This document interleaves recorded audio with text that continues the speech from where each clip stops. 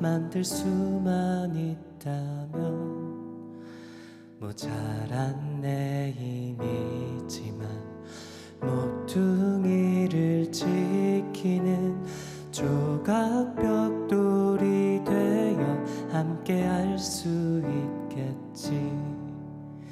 거칠고 험한 삶에서 서로 나무가 되어 지친 몸 가누어 쉬어갈 작은 그늘을 만들고 온 땅 위에 우리의 노래가 울려 퍼질 때 어둠이 갈라놓은 이 땅에 밝은 빛이 되게 하소서. 온 땅 위에 우리의 노래가 울려 퍼질 때 어둠이 갈라놓은 이 땅에 밝은 빛이 되리라.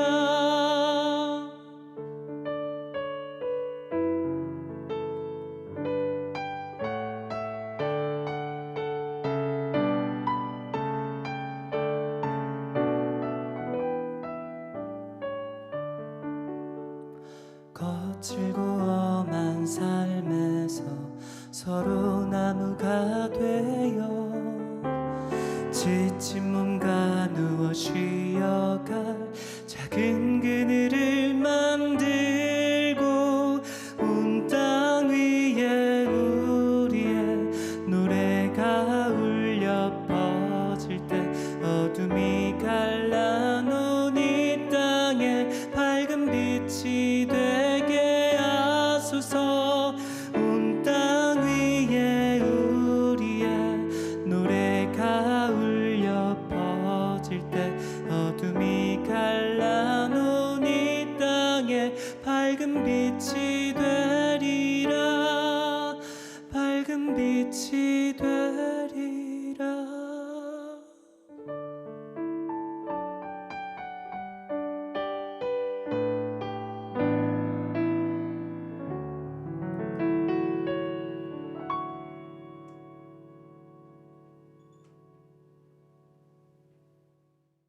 안녕하세요. 토크 콘서트 포유의 이정민 대례사입니다.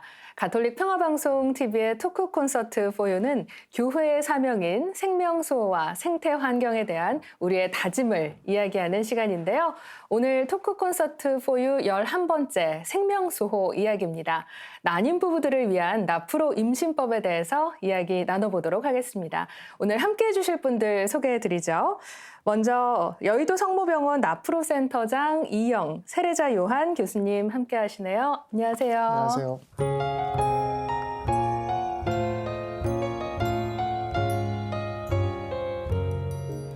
네, 또 가톨릭 생명윤리 연구소장이시죠? 박은호 그레고리오 신부님도 함께 해주십니다. 어서 오세요. 네, 안녕하세요.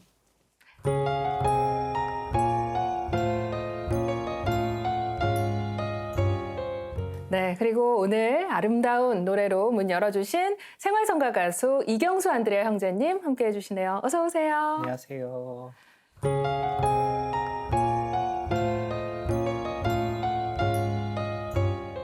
네, 오늘 세 분과 함께 나프로 임신법에 대해서 이야기를 해볼 텐데요.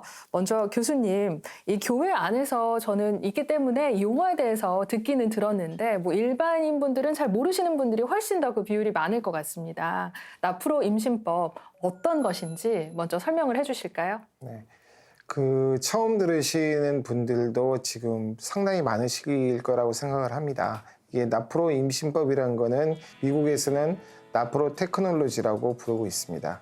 즉, Nature Procreative Technology라는 말의 합성어인데요. 카톨릭 영성을 기반으로 하는 교회법을 어기지 않는 윤리적인 방법으로 자신의 점액 상태, 점액 검사법을 이용해서 자신의 가입력을 확인할 수 있는 방법이 있습니다. 그 방법을 통해서 자신의 가입력이 어떤 상태인지를 확인하고 그게 임신에 도움이 될 수 있도록 저희가 내과적인, 외과적인, 의학적인 치료를 하면서 영성적인 돌봄을 같이 시행하여 난임에 있는 분들을 도울 수 있는 그런 방법으로 지금 한국에서 한 2년 반 전부터 시작되고 있는 그런 진료법이라고 네. 말씀드릴 수 있습니다. 네, 나프로 임신법. 정말 교수님 말씀대로 오늘 처음 들으신 분들도 있을 것 같다는 생각이 드는데요.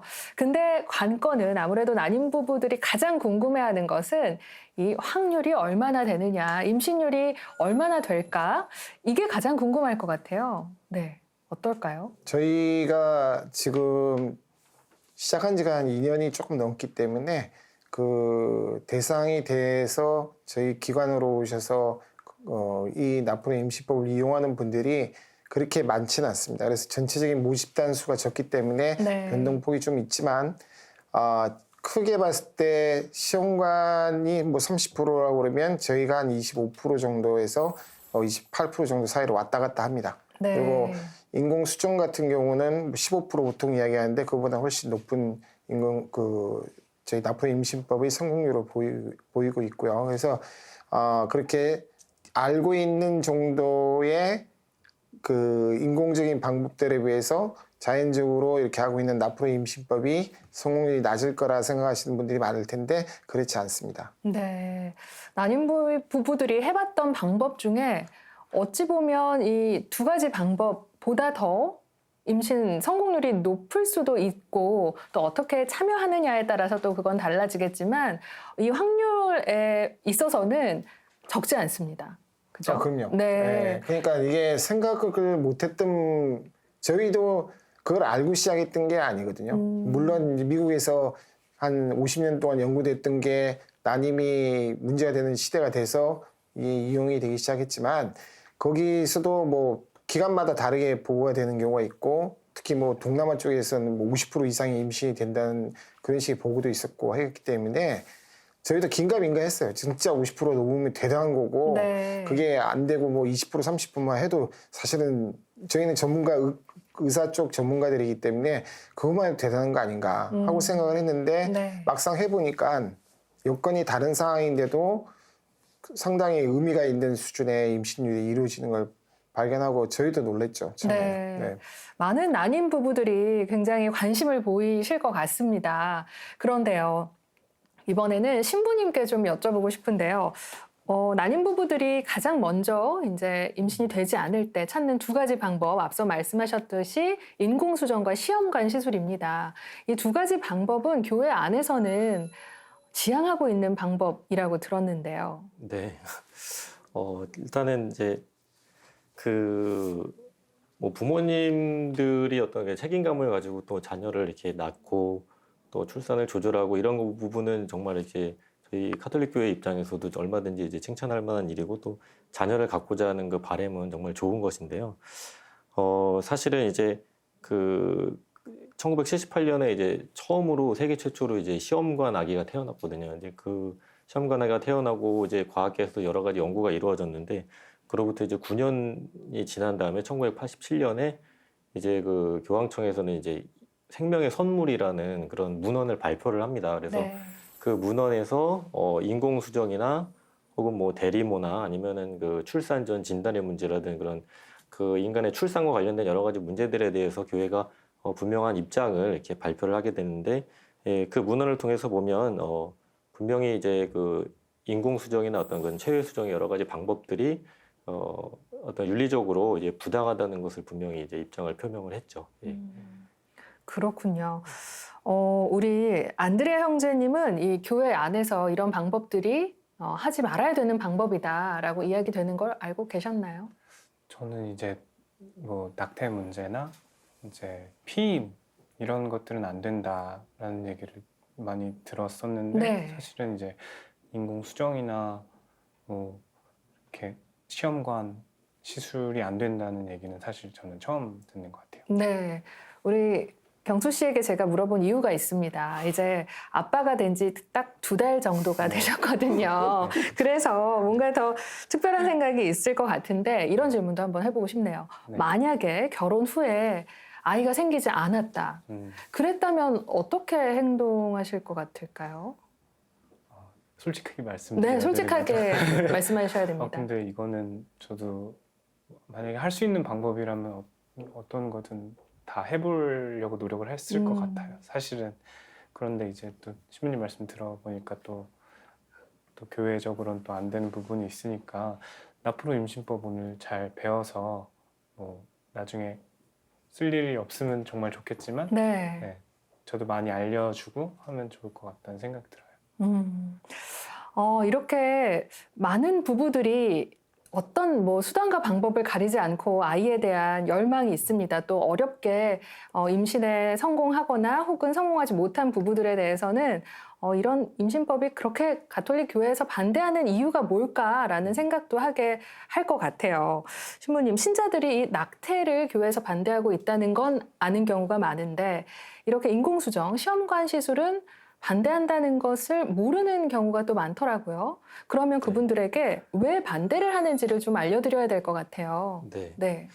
뭐 저도 분당의 신부님들 뭐 말씀 들어보면은 이제 어떤 그런 체외 수정 시술을 받으러 가면서 이제 주임 신부님의 축복을 받으러 오는 경우도 있고 네. 그럴 때 좀 어떻게 해야 되나 진짜 난감하다 막 이런 네. 얘기를 하실 때가 있는데 사실 많은 분들이 이 부분에 대한 어떤 교회가 어떤 입장을 가지고 있고 어떻게 가르치는지 실제로 많이 모르고 계시거든요. 근데 사실 저희 카톨릭 교회가 인공수정과 시험관 시술을 반대하는 이유는 여러 가지가 있습니다.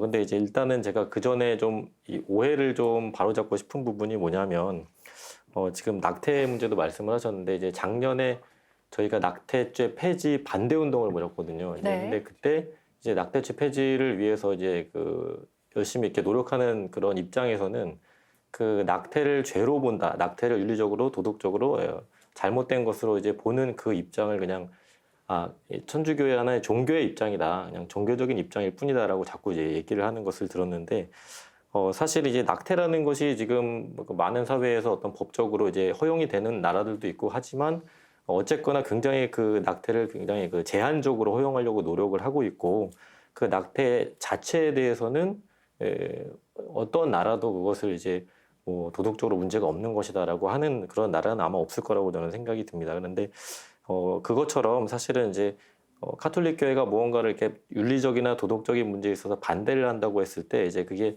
어떤 종교적인 이유 때문이 아니라 사실 그게 정말로 이제 누구나 생각했을 때도 이거는 정말 잘못됐다라고 생각할 수 있을 만한 충분한 이유를 가지고 얘기를 하는 거거든요. 뭐 거짓말이 우리가 흔히 죄가 된다라고 얘기했을 때 그것도 뭐 십계명에서 뭐 거짓 증언을 하지 말라고 네. 이런 계명이 있기 때문이 아니라 이미 그것이 잘못된 것이기 때문에 이제 교회는 그거에 대해서 나중에 이제 반대하거나 잘못됐다라고 이제 가르치는 것이죠. 네. 그래서 사실은 그러한 부분들을 조금 이제 이해를 먼저 하시는 게 좋을 것 같고요. 그래서 사실 어떤 행위 자체가 뭐 잘못됐다고 얘기할 때는 뭔가 우리가 지켜야 될 소중한 것, 그런 것들을 우리가 훼손할 때 이제 그것을 우리가 이거는 잘못된 것이다라고 얘기를 합니다. 근데 그 소중한 것 중에 이제 가장 소중한 것, 가장 근본적인 것이 바로 인간이잖아요. 인간의 생명이고 인간인데 그러한 면에서 이제 시험관학이나 혹은 이러한 인공수정의 여러 방법들을 반대하는 이유는 바로 인간에게 해를 끼치기 때문에 인간에게 해가 되기 때문에 저희가 그런 것을 반대하는 겁니다. 근데 가장 신자분들도 누구나 다 충분히 납득할 수 있는 이제 그런 문제들이 있는데 이제 많은 분들이 이제 시험관 시술이나 이런 그 인공수정의 방법들이 생명을 위해 봉사를 한다고 생각을 하시거든요. 생명을 새로 낳게 해주고 또 난임이나 불임 부부들의 어떤 그런 그 갈망을 이제 그 이루게 이렇게 도와주는 그 좋은 하나의 과학 중에서도 굉장히 좋은 기술이라고 생각을 하는데 사실 요한 바오로 2세 교황님께서 그 이러한 생명을 위해 봉사하는 것 같은 그런 인공 생식 기술들이 실제로는 생명에 대한 위협으로 가는 길을 연다라고 말씀을 하셨거든요. 네.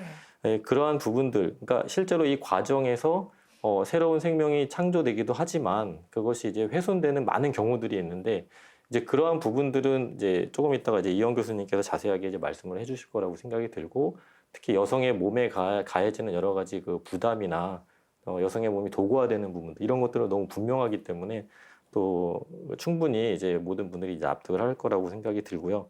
저는 좀 보다 근본적인 얘기를 먼저 좀 해드리고 싶은데 사실 우리가 뭔가 이제 소중한 것은 소중하게 대하잖아요. 그쵸. 소중한 것은 소중하게 대한다. 네. 그것이 인간이라면 정말 인간에게 합당한 방식으로 우리가 대해야 되죠. 그래서 특히 이제 생명이 파괴된다, 생명을 죽인다라는 건 물론 진짜 잘못된 것이지만 단지 생명을 우리가 죽이지 않는다고 그래서 내가 그 사람에게 정말 그 사람을 잘 내가 대우하고 대했다라고 우리가 얘기할 수 없는 것처럼 사실 이 부분에서 일단 문제가 되는 것은 이제 태어나는 아기, 뭐 그 여성의 몸뿐만이 아니라 이제 태어나는 그 아기에 대해서 우리가 정말 그 인간의 존엄성에 합당하게 그 과정이 그 태아의 존엄성에 합당한가라는 그 부분에 대해서 이제 묻지 않을 수가 없습니다. 그래서 뭐 그 특별히 이제 말씀을 드리고 싶은 것은 이제 체외 수정이나 이런 인공 수정 기술들을 통해서 어떻게 보면은 그 모든 그 인간의 생명이 시작되는 그 순간에 어떤 비인격적인 그런 대우를 받게 되는 그런 상황에 놓이게 되는 게 문제거든요. 그래서 이런 말씀을 드리면 이제 사실 인공수정을 실제로 이제 많이 시도를 해봤고 뭐 그렇게 해서 자녀를 기르고 계신 분들도 계신데 이제 오해를 안 하셨으면 좋겠는 게 제가 그 부모님들의 그 의도가 잘못됐다 이런 네. 얘기를 하는 건 아닙니다. 왜냐하면 아까 말씀드렸듯이 이제 부모가 자녀를 갖고자 하는 것은 너무나 좋은 것이고 당연하고 또 이제 정당한 것인데 그 비싸고 또 굉장히 힘든 그 시술을 그런 나쁜 투수를 받는 부모님은 아무도 없을 거라고 생각이 들고요. 네. 근데 이제 중요한 거는 우리가 좋은 뜻으로 한다고 해서 이 모든 것이 다 이렇게 정당화될 수가 없다는 거. 사실 많은 경우 우리가 살면서도 되게 뜻은 좋았는데 뭔가 잘못된 그 결론이 나오는 경우도 네. 있고 내가 뭐 예를 들자면 뭐 그 이제 뭐 예전에 그런 뭐 의정 뭐 로빈훗 이런 경우도 이제 뭐 가난한 사람들 돕겠다라는 좋은 지향이지만 뭐 부자의 돈을 훔친다라는 뭐 네. 그런 상황들도 우리가 생각해 볼 수 있는데요. 그래서 사실 좋은 뜻을 정말 잘 이루려면 정말 좋은 방법을 통해서 그것이 이루어져야 된다라는 그런 말씀을 제가 먼저 드리고 싶습니다. 그래서 이제 체외 수정이나 시험관 아기가 정말 좋은 뜻으로 이루어지지만 그 과정이나 방법 이러한 부분에서 우리가 이제 문제점을 제기를 하는 것인데요. 특별히 이제 그 시술 과정에 있어서 그 수정되는 그 한 인간이 이제 부모가 아닌 제3자 그러니까 뭐 의사라든가 아니면 과학자의 손에 의해서 이제 만들어지는 것이죠. 그래서 그러니까 인공 수정이나 시험관 시술을 보통 이제 뭐 보조 생식술 이렇게 이제 얘기를 하는데 이제 그걸 영어로 리프로덕티브 테크놀로지 이렇게 표현을 합니다. 근데 네. 그 리프로덕션이라는 거지 프로덕션 그러면 뭐 생산, 뭐 네. 생산품 이렇게 얘기를 하잖아요. 그러니까 흔히 말하면 이제 재생산 기술 뭐 이렇게 우리가 얘기를 할 수도 있는 건데 사실 그렇게 본다면 이제 이러한 인공 수정의 과정을 통해서 한 인간이 태어나는 것은 어떻게 보면 이 출산 혹은 태어남이 아니라 만들어지는 것이 아니냐 마치 공장에서 물건이 만들어지듯이 그렇게 만약에 만들어진다면 그럼 만든 이와 만들어진 사람 간의 그 관계는 평등할 수가 없거든요. 네. 그래서 이제 사실 자연적인 출산을 보면 이제 부모가 자녀를 뭐 자식을 만든다 이런 표현을 쓰시는 분들도 있지만 우리는 흔히 자녀를 기다린다라고 표현을 쓰거든요. 네. 부부가 아무리 사랑하고 건강한다고 그래서 자녀를 그냥 자기 뜻대로 만들어낼 수는 없는 거잖아요. 자녀를 기다린다는 것은 어떻게 보면 그 자녀에 대해서 이제 부모도 완전히 절대적인 어떤 그런 권한을 행사하는 것이 아니라 자연적인 방법으로 태어남을 통해서 그리고 자녀가 오기를 하나의 선물로서 받아들이고 기다리는 것을 통해서 어떻게 보면 부모와 자녀의 관계는 늘 동등한 그런 관계로 이제 유지가 될 수 있습니다. 또 이렇게 두 번째는 사실은 인간의 이게 출산, 새로운 생명이 태어나는 것을 이 성행이라는 그 과정과 분리를 시키는 데서 이제 문제가 생기는데요. 그렇게 되면 사실 태어나는 아기는 이제 이 부부 사랑의 행위라고 우리가 얘기를 할 수 있죠. 부부의 성행위, 부부행위라고 우리가 얘기하는데 그것이 하나의 어떤 뭐 본능적이거나 아니면 단지 아이를 낳기 위한 목적으로 행해지는 것이 아니라 사실 부부는 평생을 함께하는 사람이고 약속을 했고 또 그러한 것을 나를 온전히 상대방에게 내어주는 하나의 표현으로서 그런 부부행위를 이렇게 하게 되는 것인데 우리가 인간이 정말 소중하다고 했을 때 그 정말 소중한 인간이 태어나기에 합당한 장소가 어디냐라고 본다면 바로 그러한 사랑의 결실로 태어날 때 가장 그 인간에게 그 태어날 그 아기에게 가장 합당한 장소라고 볼 수 있거든요. 근데 그 예전에 그 나왔던 영화 중에 그 마이 시스터즈 키퍼라는 영화가 있는데요. 네. 그게 일종의 디자이너 베이비의 이야기를 다루고 있습니다. 그래서 그 아기가 그 언니가 백혈병에 걸렸는데 그 언니의 병을 치료하거나 혹은 도움을 주기 위해서 부모가 그 유전형이 맞는 아기를 인공수정을 통해서 만들어내죠. 예. 네. 치료를 위해서요. 예, 치료를 언니의 해서 언니에게 뭐 골수도 기증해야 되고 뭐 피도 줘야 되고 뭐 여러 가지 이제. 근데 이제 그 영화의 시작 부분에 그 아기가 하는 그 일종의 이제 나레이션이 있는데 거기에 보면 세상에 인간이 태어나는 두 가지 방법이 있다. 하나는 피임의 실패로 태어나는 것이고 또 하나는 자기처럼 철저하게 계획적으로 태어나는 경우가 있다. 그러니까 어떻게 보면 첫 번째는 그냥 원하지 않았는데 부수적으로 네. 태어나는 경우를 얘기를 하는 거죠. 그리고 또 하나는 그렇게 철저하게 계획적으로 만들어서 만들어진. 태어나는 경우를 얘기하는데 네. 사실 그 두 가지 경우가 어떻게 보면 우리가 인간이라는 그 소중한 존재에 정말 적절하지 않은 그러한 방식이 아닌가 이렇게 생각할 수밖에 없거든요. 그래서 일단 그러한 부분들, 출산과 부부의 성향이 갈라지면서 어떻게 보면 인간의 탄생을 위해서 합당한 어떤 그러한 과정이 이제 무시되는 그런 부분들이 있습니다. 그리고 사실 이제 부부행위랑 인간의 출산이 분리되면 사실 여러 가지 문제가 발생될 수 있는데 이제 그것이 이제 현재 현대인들의 사고방식에도 지금 나타나고 있는 것 중에 하나가 결혼하지 않은 이제 남자와 여자가 뭐 정자를 기증받는다거나 난자를 기증받아가지고 자식만 만드는 거예요. 네. 그런 경우가 이제 뉴스에서 간혹 나오는데 일단 인간의 가장 기초적인 공동체라고 할 수 있는 이 가정 자체가 지금 굉장히 이제 흔들리고 있는 것이죠. 그리고 특히 지금 뭐 부부간의 그런 인공수정의 경우에는 이제 그런 문제가 발생하지 않지만 정말 둘 중에 하나가 불임일 경우에는 정말 지금 말씀드린 것처럼 난자나 정자를 기증을 받아서 이제 자녀를 이제 임신을 해야 되는데 이제 예전에 어떤 뉴스를 보니까 정자를 굉장히 이제 많이 기증했던 어떤 남성이 해마다 자기의 생물학적인 자녀들을 만나는 시간을 갖더라고요. 1년에 한 번씩. 그러니까 그 자녀들은 자기가 인공수정이 됐다. 그런데 그것이 이제 누군가의 기증을 받아서 자기가 태어났다라는 걸 알게 된 순간 네. 정말 나의 부모가 누굴까라는 것을 이제 궁금하게 생각을 하고 어떻게 보면 알 권리도 있는 거죠. 자신의 네네. 어떤 그 본래적인 그런 부분들. 그래서 사실 지금도 이제 그 인터넷 사이트 중에는 그런 자기의 생물학적인 형제들을 찾아주는 그런 사이트까지 실제로 운영이 되고 있고요. 그런가요? 네, 그래서 지금 사실은 이러한 인공수정 기술이 발전을 하면서 이런 가족이라는 가정 공동체라는 기본적인 그런 관계가 지금 어떻게 보면 이제 무너지고 있고 가족 관계가 지금 막 흔들리고 있는 그런 것들을 볼 수 있습니다. 그래서 이걸 대표적으로 이러한 상황이 정말 계속될 경우에 어떻게 될 것인가?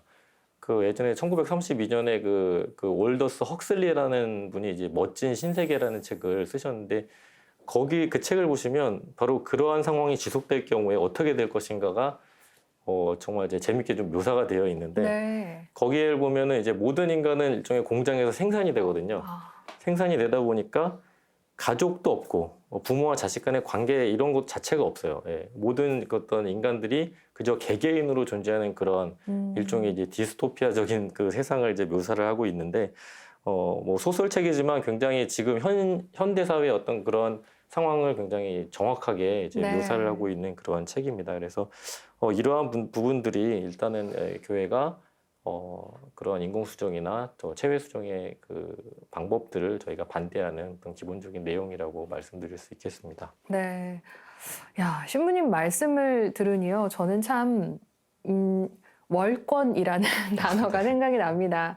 하느님께서 이 사실을, 이 일들을 목격하고 계시면서 얼마나 마음 아파하실까. 인간이 참, 욕심도 많다는 생각이 들고요. 우리가 하지 말아야 할 일들을 이렇게 하고 있다는 생각도 좀 드는데요.